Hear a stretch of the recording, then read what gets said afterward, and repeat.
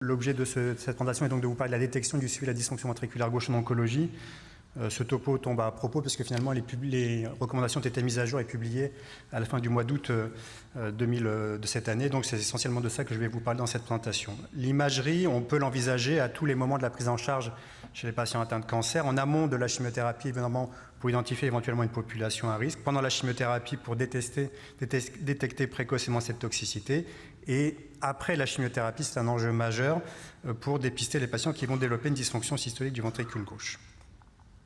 Ces recommandations insistent très largement, l'imagerie n'est qu'un des éléments de la prise en charge de ces patients et vous devez véritablement le réintégrer à sa juste valeur. Il va falloir examiner vos patients, faire un électrocardiogramme, les interroger et puis l'imagerie va venir compléter cette approche. Vous allez voir que la stratification repose sur beaucoup de paramètres cliniques et oncologiques. L'autre message fort de ces recommandations, c'est qu'il faut renforcer le dialogue avec les oncologues en amont de la prise en charge, pendant la prise en charge et à distance de la prise en charge.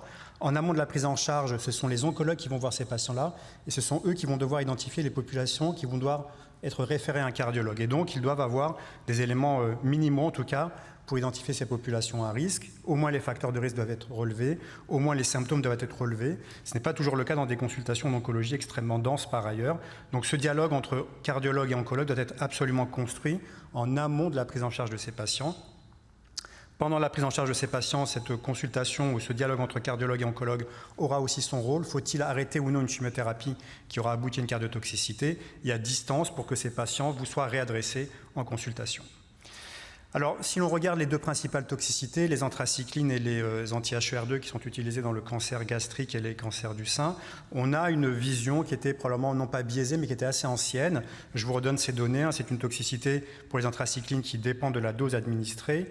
Au-delà de 400 mg par mètre carré, vous avez une multiplication par 2 du risque d'insuffisance cardiaque. Ce n'est pas la dysfonction ventriculaire gauche, c'est bien l'insuffisance cardiaque. Et on estime, dans cette méta-analyse de près de 50 000 patients, qu'environ 6% des sujets qui vont être exposés aux anthracyclines vont développer de l'insuffisance cardiaque. Ce qui nous intéresse plus probablement en cardiologie, c'est le stade infraclinique, et donc à peu près 20% des patients exposés aux anthracyclines vont développer peu ou prou une dysfonction ventriculaire gauche qui sera plus ou moins diagnostiquée en fonction du rythme de dépistage de ces patients.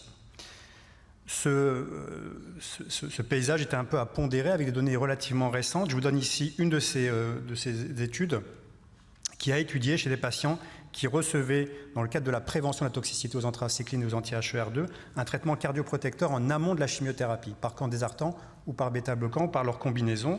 Et vous voyez qu'à la fin du suivi de 2 ans, je vous donne ici les événements dans le groupe placebo, alors même que la population était exposée aux anthracyclines et qu'elle reçoit un placebo, il n'y a pas de toxicité dans cette population-là. Donc il va falloir naviguer entre ces deux notions-là, une population probablement à très haut risque et une population à faible risque, qu'il va falloir savoir identifier, qui n'a probablement pas besoin d'un suivi cardiologique très rapproché, et savoir identifier la population à très haut risque qui va devoir être surveillée.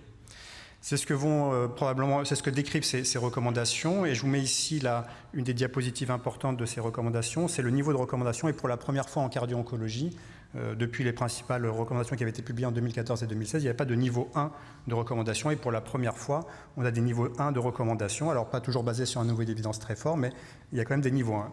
Ces recommandations nous redisent que l'échographie cardiaque est bien le premier examen de première ligne à réaliser pour dépister et diagnostiquer la dysfonction ventriculaire gauche. Elle confère un niveau de niveau 1 au 3D, donc évidemment c'est le niveau de preuve qui est assez élevé, mais ça pose un problème en pratique quotidienne à l'hôpital ou en ville. Donc le 2D reste évidemment utilisable si vous faites le maximum pour réduire la variabilité inter-intra-observateur. Le strain longitudinal global, lui aussi, a un niveau de recommandation de niveau 1. L'IRM cardiaque vient un tout petit peu en arrière de l'échographie cardiaque dans les situations où l'échographie ne permettrait pas de répondre, soit pour des problèmes d'échogénicité ou de faisabilité. Et la médecine nucléaire vient après l'échographie et l'IRM quand ces deux examens n'ont pas permis de répondre. Le point important de ces recommandations, si vous vous lancez dans du suivi longitudinal de ces patients, c'est d'utiliser toujours la même technique, 2D, 3D ou IRM, si vous suivez ces patients de manière sériée dans le temps. L'autre information importante de ces recommandations, c'est la nouvelle définition entre guillemets de la toxicité selon l'ESC 2022 qui va donc un petit peu chambouler notre évaluation. On distingue deux situations, les patients symptomatiques d'une part et les patients asymptomatiques d'autre part. Pour les patients symptomatiques, vous allez grader cette toxicité en fonction du niveau des symptômes, les patients très sévères, sévères, modérément sévères et peu sévères. Donc schématiquement, en fonction du niveau de gravité, le patient est très sévère est en insuffisance cardiaque, le patient sévère est hospitalisé pour insuffisance cardiaque, le patient modérément sévère est en ambulatoire, vous avez simplement besoin de majorer son traitement, et ainsi de suite. À droite, les patients asymptomatiques, donc ce sont les patients qui sont dépistés sur une échographie qui a été réalisée dans le cadre de la surveillance. Vous allez là considérer, évidemment il n'y a pas de symptômes, le niveau de fraction d'éjection du ventricule gauche couplé au niveau des biomarqueurs et du strain longitudinal global. Les patients asymptomatiques très sévères sont les patients qui ont une FEVG inférieure à 40%. Les patients peu sévères, une FEVG supérieure à 50%, mais qui auront une altération du strain et ou des biomarqueurs. Et entre les deux, les FEVG modérément altérés entre 40 et 49%, plus ou moins combinés avec une anomalie des biomarqueurs. Donc voilà la définition qu'il va falloir retenir, évidemment, qui devra apparaître à la fin de vos comptes rendus, soit de consultation, soit d'échographie cardiaque. Alors, la stratification et l'évaluation du risque, je vous l'ai dit, est importante et elle a été complètement modifiée par ces recommandations. Elle vous propose donc tout d'abord de stratifier ces patients à l'aide de stratifier le risque de toxicité à l'aide d'échelles cliniques que je vais vous détailler dans quelques instants. C'est l'échelle HFA-ICOS qui avait déjà été publiée en 2019. Et vous allez donc classer vos patients en niveau de risque supposé de toxicité. Et donc, ces deux informations qu'il va falloir colliger au cours de votre consultation, ce sont les paramètres de risque liés au patient lui-même et les paramètres de risque liés à la chimiothérapie que va administrer l'oncologue. Et donc, c'est des choses assez simples à relever pour un cardiologue, un peu plus difficiles pour un oncologue. C'est schématiquement les patients qui ont une cardiopathie structurelle sous-jacente avant l'administration de la chimiothérapie sont placés à plus risque de toxicité que ceux qui n'en auront pas. Donc voilà les paramètres cliniques ou d'antécédents qu'il faut relever, l'insuffisance cardiaque, un antécédent de valvulopathie, de cardiopathie ou les patients qui sont symptomatiques pour un angor. Deuxième type d'informations qu'il va falloir colliger sont plutôt des examens paracliniques, le niveau de fraction d'éjection du ventricule gauche en amont de la chimiothérapie, l'élévation des marqueurs biologiques BNP, NT-proBNP ou troponine si vous les dosez dans le cadre de la surveillance et l'âge supérieur à 80 ans. Et puis des paramètres qui sont plutôt ici les facteurs de risque cardiovasculaire, le diabète, l'hypertension artérielle, le tabagisme, la surcharge pondérale, confèrent un niveau de risque plus important de toxicité. Et enfin, les paramètres qui sont liés à la chimiothérapie en elle-même. Avoir reçu des anthracyclines vous confère un risque plus élevé. Avoir reçu une radiothérapie concomitante ou à distance vous confère un risque plus important. Et 12 anthracyclines cumulées au-delà de 250 mg par mètre carré. Donc vous allez devoir compter les points finalement pour classifier votre patient en quatre grandes catégories, les faibles risques, les risques intermédiaires, les hauts risques et les très hauts risques. Donc vous additionnez ces points, c'est assez fastidieux, je vous l'avoue, et donc il y a heureusement une application qui vous permet de simplifier un tout petit peu les choses, que vous pouvez télécharger sur votre smartphone et qui vous permet de classifier votre patient. Voilà un patient qui n'a aucun de ces marqueurs de risque, il est classifié à bas risque. Donc une fois que vous avez fait ce long travail un peu fastidieux, à quoi ça sert? Ça vous sert à déterminer à la fois la surveillance du point de vue cardiologique, le rythme de surveillance des examens échocardiographiques. Donc à travers ces trois populations, la population à faible risque peut débuter d'emblée la chimiothérapie sans avis cardiologique, avec un suivi entre guillemets dit de routine cardiologique non assuré par un expert entre guillemets, et vous allez pouvoir confier ce patient finalement à l'oncologue sans qu'il y ait de recours à un cardiologue. À l'autre extrémité du spectre, les patients à haut risque ou très haut risque, là, doivent probablement être adressés en amont de la chimiothérapie à un cardio-oncologue ou à un oncologue, un cardiologue qui s'est spécialisé. Il va y avoir une discussion entre le cardiologue et l'oncologue pour le choix de la chimiothérapie, puisque le patient est placé à haut risque. Et on peut discuter des stratégies de cardioprotection avec un faible niveau de preuve, mais on peut envisager de discuter ces stratégies. Donc vous l'avez compris, du niveau de risque va découler le niveau de surveillance et le niveau de surveillance en imagerie cardiovasculaire. Donc je vous ai isolé trois schémas de surveillance, les anthracyclines, les anti-HER et les anti-VEGF. Donc pour les anthracyclines, ça reste encore le plus lourd de l'activité des labos d'échocardiographie. Il y a un ou deux messages essentiels, c'est que vous pouvez probablement alléger la surveillance chez les patients qui sont placés à faible risque ou à risque intermédiaire par la classification que je viens de vous décrire. Vous avez besoin d'une échographie cardiaque avant la chimiothérapie et d'une échographie cardiaque 12 mois après l'initiation de la chimiothérapie. L'échographie cardiaque à la fin du cycle C4 est devenue optionnelle, c'est un niveau 2B de recommandation. Pareil pour les patients à risque modéré, une échocardiographie avant la chimiothérapie, à la fin de la chimiothérapie et de manière optionnelle à la fin du 4e cycle. Deuxième message important, c'est l'intensification de la surveillance chez les patients classifiés à haut risque ou très haut risque. où là, par rapport à la surveillance que l'on faisait il y a quelques années, il y a une intensification des examens d'échocardiographie. Donc évidemment, avant la chimiothérapie, dès le 2e cycle, au 4e cycle, au 6e cycle, 3 mois après la fin de la chimiothérapie et à 1 an. Donc vous avez une intensification de la surveillance de ces patients puisqu'ils sont placés à haut risque et qu'on suspecte qu'ils soient à plus risque de développer une toxicité.